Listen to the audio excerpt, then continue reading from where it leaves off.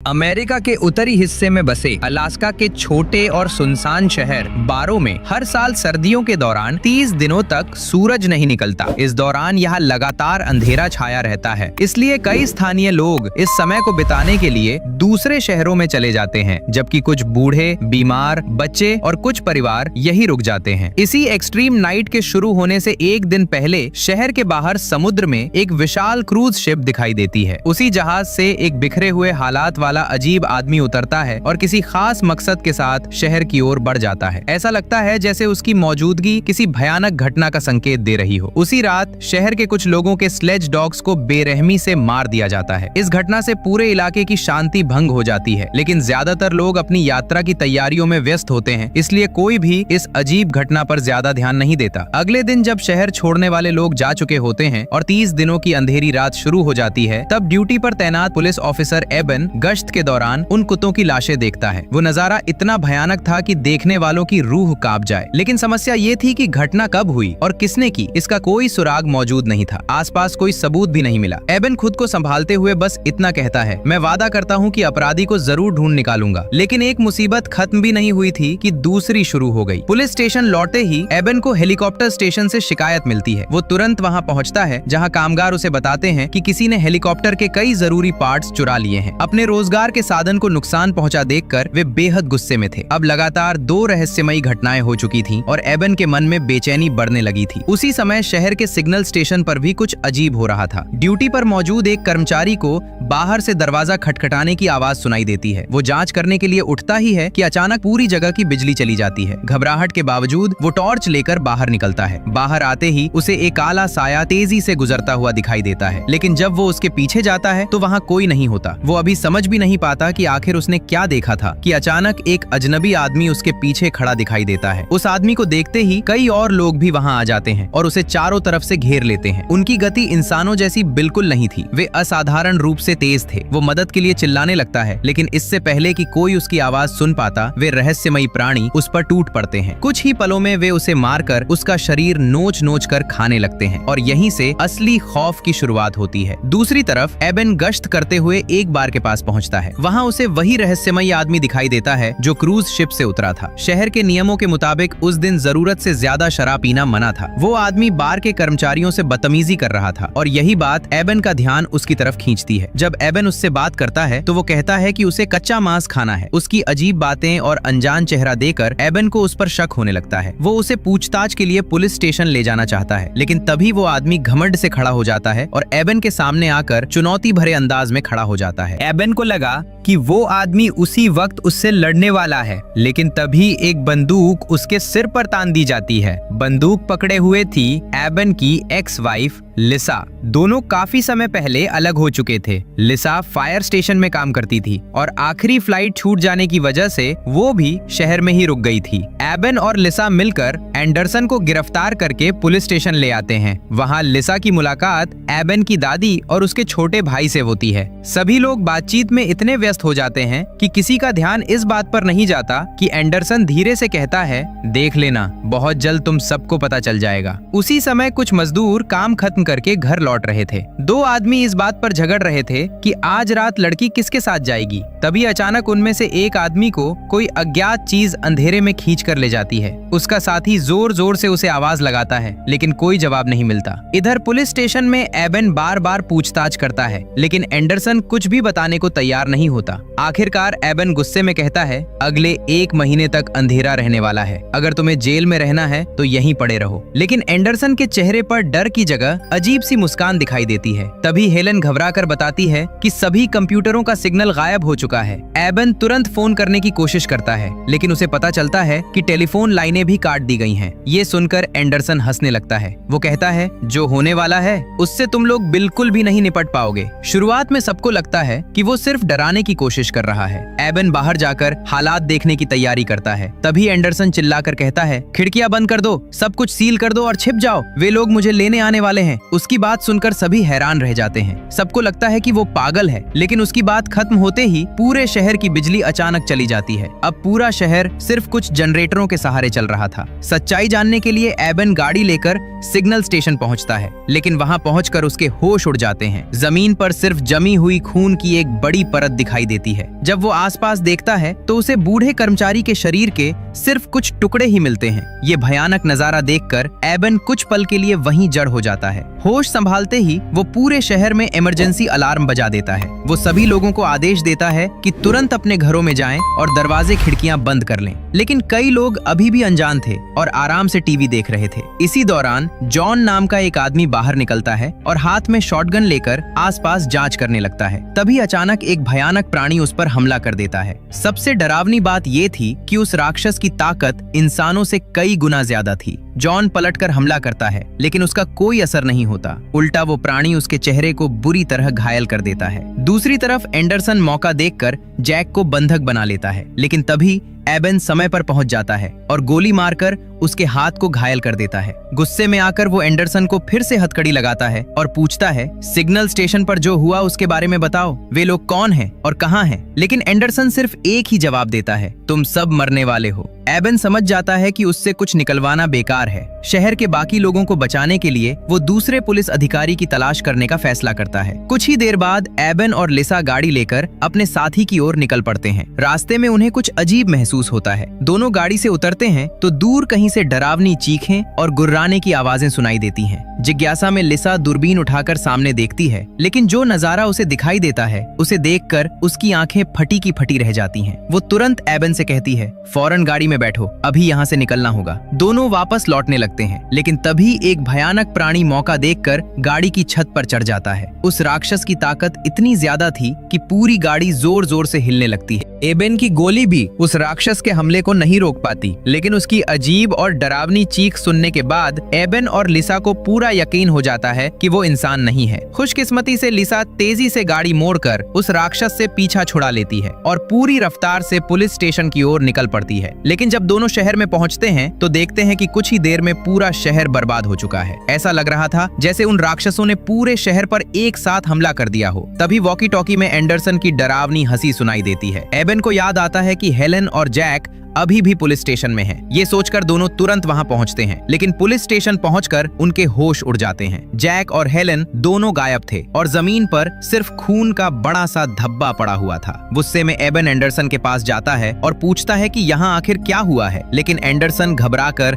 सिर्फ इतना कहता है, उन्होंने मुझे छोड़ दिया है, प्लीज मुझे मार डालो। लिसा किसी तरह एबन को शांत करती है और दोनों बाहर की स्थिति देखने निकलते हैं। इस समय पूरे शहर में लगभग 20 से भी ज्यादा राक्षस घुस चुके थे। उनका नेता अजीब भाषा में चिल्लाते हुए आदेश दे रहा था और बाकी सभी राक्षस शहर के लोगों का बेरहमी से कत्लेआम कर रहे थे। सबसे डरावनी बात ये थी कि उन्हें लोगों की बंदूकों से कोई फर्क नहीं पड़ रहा था। जितना ज्यादा लोग उन पर गोली चलाते, वे उतने ही ज्यादा उग्र और खतरनाक होते जा रहे थे। भागते भागते एबन और लिसा उसी बार में पहुंच जाते हैं जहां उन्होंने एंडरसन को गिरफ्तार किया था। वहां पहुंचकर एबन को अपना छोटा भाई जिंदा मिल जाता है, जिसे देखकर उसे काफी राहत मिलती है। लेकिन दुख की बात ये थी कि हेलन को उन राक्षसों ने मारकर खा लिया था। थोड़ा शांत होने के बाद एबन समझ जाता है कि इस बार में ज्यादा देर तक छिपना सुरक्षित नहीं है। वो सभी लोगों से पूछता है कि क्या किसी को कोई ऐसी जगह पता है जहां लंबे समय तक छिपा जा सके। तभी एक लड़की बताती है कि उसके पड़ोसी के घर में एक अटारी है जहां पहुंचने के लिए छिपी हुई सीढ़ियां हैं। वो जगह आसानी से किसी की नजर में नहीं आएगी और पड़ोसी परिवार भी शहर छोड़कर जा चुका है। सभी को वहां सुरक्षित पहुंचाने के लिए एबन और लिसा खुद बाहर जाकर राक्षसों का ध्यान भटकाने का फैसला करते हैं। लेकिन उनकी गाड़ी कुछ ही 100 मीटर आगे बढ़ती है कि अचानक फिसलकर रुक जाती है। उन्हें तब पता चलता है कि कई राक्षस मिलकर पूरी गाड़ी को हवा में उठा चुके हैं। कुछ ही सेकंड में वे गाड़ी को पलट देते हैं। अब एबन और लिसा लगभग उन राक्षसों का शिकार बनने वाले थे। तभी आखिरी समय पर ड्रू बुलडोजर लेकर वहां पहुंच जाता है। वो कई राक्षसों को कुचल देता है और फिर पास खड़े एक ट्रक को चालू करके एबन और लिसा को बचा लेता है। लेकिन हैरानी की बात ये थी कि राक्षसों का नेता ये सब सब देखकर भी बिल्कुल शांत खड़ा रहता है। ऐसा लग रहा था जैसे उसके दिमाग में कोई और बड़ा और खतरनाक प्लान चल रहा हो। कुछ देर बाद एबन, लीसा और ड्रू सभी लोगों को लेकर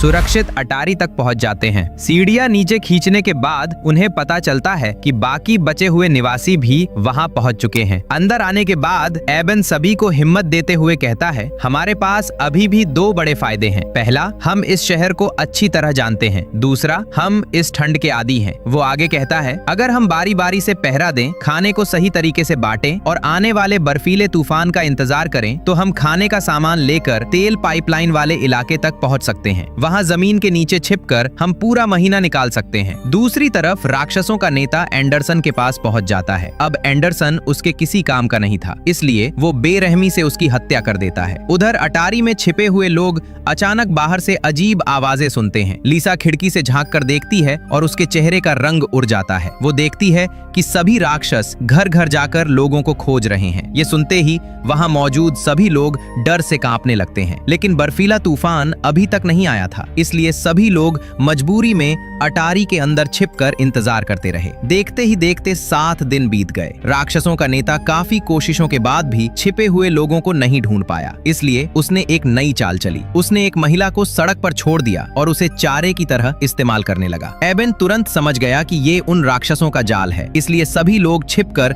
दूर से सब कुछ देखते रहे। उनकी आंखों के सामने ही वे राक्षस उस बेचारी महिला को बेरहमी से यातनाएं देकर मार डालते हैं। इसी दौरान एबन सोचता है कि ये बाहर निकलकर इलाके की जानकारी जुटाने का अच्छा मौका हो सकता है, लेकिन रास्ते में उसे ऐसा महसूस होता है जैसे कोई उसका नाम लेकर पुकार रहा हो। वो ध्यान से देखता है तो पता चलता है कि वो जॉन है। जॉन अभी तक जिंदा था। एबन तुरंत उसके पास पहुंचता है और उसे बाहर निकालने की कोशिश करता है, लेकिन जैसे ही जॉन अपना चेहरा ऊपर उठाता है, एबन के होश उड़ जाते हैं। जॉन अब पूरी तरह संक्रमित हो चुका था। उसकी आंखें बदल चुकी थीं और उसका व्यवहार किसी इंसान जैसा नहीं रहा था। ये देखकर एबन डरकर पीछे हट जाता है। कुछ ही सेकंड बाद जॉन अपना आपा खो देता है और एबन पर झपट पड़ता है। खुशकिस्मती से वो समय रहते खुद को बचा लेता है। एबन को डर था कि जॉन को उनके छिपने की जगह के बारे में पता है। अगर वो राक्षसों तक ये जानकारी पहुंचा देता तो वहां छिपे सभी लोग मारे जाते। अपने दोस्तों की सुरक्षा के लिए एबन एक बेहद कठिन फैसला लेता है। वो कुल्हाड़ी उठाता है और जॉन की जिंदगी खत्म कर देता है। इसके बाद वो भारी मन से वापस उस घर में लौट आता है जहां बाकी लोग छिपे हुए थे। कई दिनों की थकान और तनाव की वजह से वो आते ही गहरी नींद में सो जाता है। कुछ समय बाद वहां मौजूद एक बूढ़ा आदमी अचानक अजीब व्यवहार करने लगता है। वो चुपके से अटारी की सीढ़ियां खोलता है और नीचे उतर जाता है, लेकिन पहरा दे रही लीसा को उसकी आहट सुनाई दे जाती है। वो तुरंत उसके पीछे जाती है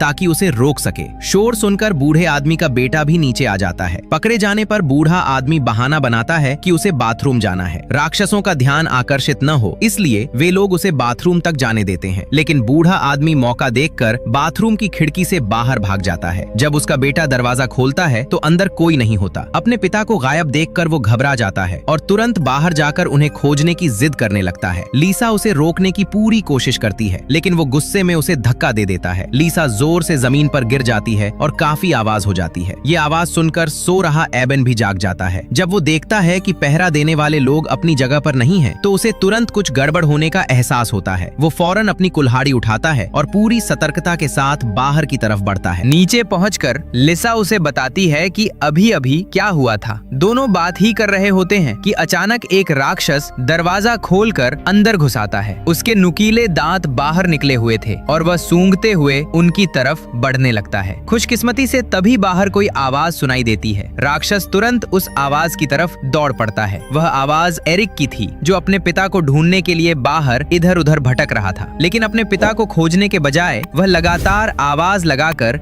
खुद राक्षसों का ध्यान अपनी तरफ खींच लेता है। इधर एबन और लिसा जल्दी से वापस अटारी में पहुंच जाते हैं। वे अभी चैन की सांस भी नहीं ले पाते कि अचानक छत पर किसी के चलने की आवाज आने लगती है। सभी लोग तुरंत सतर्क हो जाते हैं। कुछ देर बाद जब आवाज बंद हो जाती है, तब एबन को यकीन होता है कि राक्षस वहां से जा चुका है। इसी बीच बाहर बर्फबारी शुरू हो जाती है। एबन समझ जाता है कि अब तेल पाइपलाइन की तरफ जाने का समय आ गया है। उसे पता था कि अगर किसी जगह 1 महीने तक जिंदा रहा जा सकता है तो वह वही जगह है। कुछ ही समय बाद भयंकर बर्फीला तूफान पूरे शहर को अपनी चपेट में ले लेता है। इस मौके का फायदा उठाकर सभी लोग अपने छिपने की जगह से बाहर निकलते हैं। सबसे पहले उन्हें खाने पीने का सामान जुटाना था, इसलिए वे एक सुपरमार्केट की तरफ बढ़ते हैं। एबन पहले अंदर जाकर जांच करता है और जब उसे सब सुरक्षित लगता है तब बाकी लोग भी धीरे धीरे अंदर आ जाते हैं। लेकिन सामान इकट्ठा करते समय अचानक एक अजीब आवाज सुनाई देती है। ऐसा लग रहा था जैसे कोई मदद के लिए पुकार रहा हो। सभी लोग आवाज का पीछा करते हुए ऊपर पहुंचते हैं। वहां पहुंचकर वे एक भयानक दृश्य देखते हैं। एक संक्रमित लड़की अपनी ही माँ का मांस खा रही थी। लड़की अचानक उनकी तरफ देखकर कहती है, क्या तुम मेरे साथ खेलना चाहोगे? ये सुनकर सभी के रोंगटे खड़े हो जाते हैं। उसे काबू करने की कोशिश में लोग उसे दीवार से दबा देते हैं। तभी जैक आगे बढ़ता है और कुल्हाड़ी से उसका काम तमाम कर देता है। अब तक बाहर का बर्फीला तूफान भी खत्म हो चुका था। इसका मतलब था कि अब खुले में निकलना सीधे मौत को दावत देने जैसा था। उन्हें किसी सुरक्षित उपाय की जरूरत थी। तभी लिसा के दिमाग में एक योजना आती है। वो कहती है कि ये राक्षस जरूर सूरज की रोशनी या अल्ट्रावायलेट किरणों से डरते होंगे, वरना वे शहर की सारी बिजली और संचार व्यवस्था को खत्म करने की कोशिश नहीं करते। लिसा को याद आता है कि हेलेन अपने घर में पौधे उगाने के लिए कुछ अल्ट्रावायलेट लाइट्स इस्तेमाल करती थी और उनमें से कुछ अभी भी वहां मौजूद हो सकती हैं। एबन को भी ये बात सही लगती है। वो फैसला करता है कि वो खुद बाहर जाकर राक्षसों का ध्यान भटकाएगा और साथ ही जनरेटर भी चालू करेगा। इस बीच लिसा बाकी लोगों को लेकर पुलिस स्टेशन पहुंच जाएगी। योजना के मुताबिक एबन जोर जोर से चिल्लाते हुए बाहर निकलता है। उसकी आवाज सुनकर राक्षस तुरंत उसकी तरफ दौड़ पड़ते हैं, लेकिन एबन समय रहते जनरेटर चालू करने में सफल हो जाता है। दूसरी तरफ लिसा और बाकी लोग पुलिस स्टेशन की ओर बढ़ते हैं, लेकिन रास्ते में एक राक्षस उन्हें देख लेता है। कुछ ही सेकंड में एक निवासी उसकी चपेट में आ जाता है और बेरहमी से मार दिया जाता है। फिर भी बाकी लोग मौका पाकर पुलिस स्टेशन तक पहुंचने में सफल हो जाते हैं। उधर एबन हेलेन के घर पहुंच जाता है। वो हाथ में अल्ट्रावायलेट लैंप लेकर दरवाजे के पास छिपकर बैठ जाता है और राक्षसों का इंतजार करने लगता है। कुछ देर बाद राक्षस सचमुच वहां पहुंच जाते हैं। उनका नेतृत्व एक महिला राक्षस कर रही थी। जैसे ही वो दरवाजा खोलकर अंदर घुसती है, एबन सीधे उसके चेहरे पर अल्ट्रावायलेट लाइट डाल देता है। राक्षस दर्द से चीख उठते हैं। अब एबन को पूरा यकीन हो जाता है कि वे अल्ट्रावायलेट किरणों से डरते हैं। राक्षस बिजली की तारें काटने में व्यस्त हो जाते हैं और एबन इसी मौके का फायदा उठाकर पुलिस स्टेशन की तरफ भाग निकलता है। सौभाग्य से उसके और लिसा के पास अभी भी वॉकी टॉकी मौजूद था। जब लिसा को पता चलता है कि एबन जिंदा बच निकला है तो उसे काफी राहत मिलती है। इसी दौरान ड्रू एबन की मदद करने का फैसला करता है। वो वॉकी टॉकी पर एबन से कहता है कि वो बुलडोजर की तरफ भागे। कुछ ही देर बाद ड्रू बुलडोजर लेकर राक्षसों के झुंड पर चढ़ाई कर देता है। वो कई राक्षसों को अपनी तरफ आकर्षित करके एक इमारत के अंदर ले जाता है। फिर वो विस्फोटक निकालता है और खुद को उन राक्षसों के साथ उड़ा देता है। अपने इस बलिदान से वो एबन को बच निकलने का मौका दे देता है। ड्रू की कुर्बानी की वजह से एबन आखिरकार सुरक्षित पुलिस स्टेशन वापस पहुंचने में सफल हो जाता है। पुलिस स्टेशन के अंदर पहुंचते ही एक बुजुर्ग आदमी सभी को रोक देता है। वो बताता है कि सुपरमार्केट में जिस संक्रमित लड़की का सामना हुआ था उसने उसे काट लिया था। उसकी हालत लगातार बिगड़ रही थी। वो एबन से कहता है, मुझे बहुत प्यास लग रही है। मैं जानता हूँ कि अब मैं ज्यादा देर तक इंसान नहीं रहूंगा। मैं किसी को नुकसान नहीं पहुँचाना चाहता। मेरा पूरा परिवार पहले ही मारा जा चुका है। कृपया मेरा अंत कर दो। ये सुनकर वहाँ मौजूद सभी लोग भावुक हो जाते हैं। एबन उसे पूछताछ वाले कमरे में ले जाता है। कुछ पल की चुप्पी के बाद वो भारी दिल से अपनी कुल्हाड़ी उठाता है और उस आदमी की जिंदगी खत्म कर देता है। इसके बाद बचे हुए लोग पुलिस स्टेशन में छिपे रहते हैं। समय बीतता जाता है और देखते ही देखते 30 दिनों की अंधेरी रात का 27वां दिन आ जाता है। उसी दिन एबन की नजर सामने वाली इमारत पर पड़ती है। कोई वहाँ से उन्हें रोशनी के जरिए संकेत दे रहा था। एबन तुरंत पहचान जाता है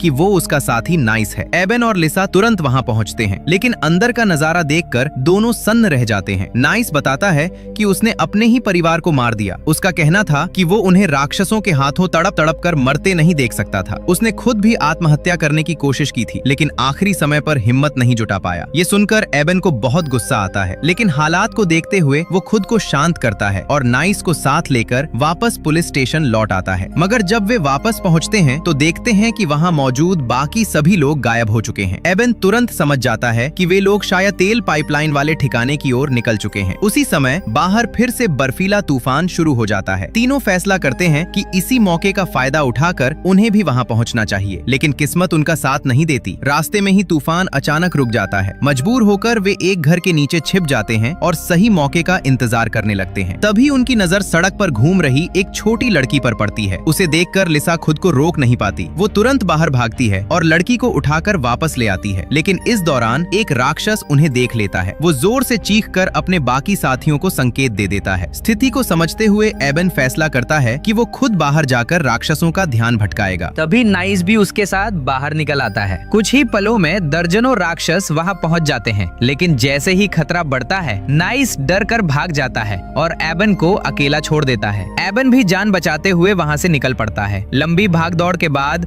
वो आखिरकार तेल पाइपलाइन वाले ठिकाने तक पहुँच जाता है। अंदर पहुंचकर उसे बाकी बचे लोग मिल जाते हैं, लेकिन लीसा, वो छोटी लड़की और नाइस कहीं दिखाई नहीं देते। कुछ देर बाद नाइस लड़खड़ाते हुए वहाँ पहुँचता है। उसे बिल्कुल अंदाजा नहीं था कि एक राक्षस उसका पीछा करते हुए अंदर तक आ चुका है। जैसे ही वो अपने साथियों को आवाज लगाता है, राक्षस उस पर झपट पड़ता है। शोर सुनकर एबन कुल्हाड़ी लेकर दौड़ता है, लेकिन वो राक्षस बेहद ताकतवर था। लड़ाई के दौरान नाइस अपनी बची हुई ताकत जुटाता है और उस राक्षस को धक्का देकर मशीन के श्रेडर में गिरा देता है। कुछ ही सेकंड में राक्षस के टुकड़े टुकड़े हो जाते हैं, लेकिन लड़ाई के दौरान नाइस को भी काट लिया गया था। उसे पता था कि अब उसका बचना नामुमकिन है। वो एबन से विनती करता है कि उसे खत्म कर दे। बाकी लोगों की सुरक्षा के लिए एबन एक बार फिर बेहद दर्दनाक फैसला लेता है। वो अपनी कुल्हाड़ी उठाता है और नाइस की जिंदगी खत्म कर देता है। इसके बाद वो वॉकी टॉकी निकालकर लीसा से संपर्क करने की कोशिश करता है। कई कोशिशों के बाद आखिरकार लीसा की आवाज सुनाई देती है। वो बताती है कि वो उस छोटी लड़की के साथ तेल पाइपलाइन के दूसरी तरफ खड़े एक ट्रक के नीचे छिपी हुई है, लेकिन समस्या ये थी कि चारों तरफ राक्षसों का घेरा बना हुआ था। जरा सी गलती उनकी मौत का कारण बन सकती थी। इधर राक्षसों को काफी समय तक कोई इंसान नहीं मिलता। उधर 30 दिनों की अंधेरी रात भी खत्म होने वाली थी। ये देखकर वे आखिरी और सबसे खतरनाक योजना बनाते हैं। वे तेल पाइपलाइन को तोड़ देते हैं और पूरे शहर में आग लगा देते हैं। कुछ ही देर में